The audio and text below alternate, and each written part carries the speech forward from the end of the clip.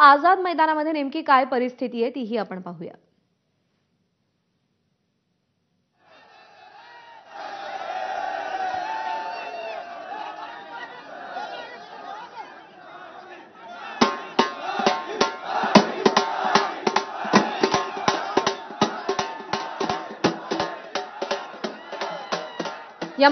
या अपडेट संदर्भात प्रशांत बढे यांच्याकडून आपण माहिती जाणून घेऊयात। प्रशांत, आता केवळ आझाद मैदानातच आंदोलकांना थांबण्यास परवानगी देण्यात आलेली आहे, त्या पार्श्वभूमीवर आझाद मैदानातलं आजचं चित्र काय आहे?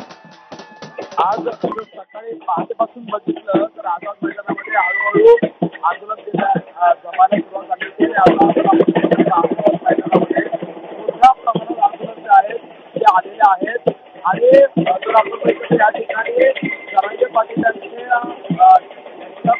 दोन मोठे मुद्दे आणण्यात आले आहेत आणि हलगी वाजवून आता सकाळपासूनच या ठिकाणी जल्लोष केला जातो आहे।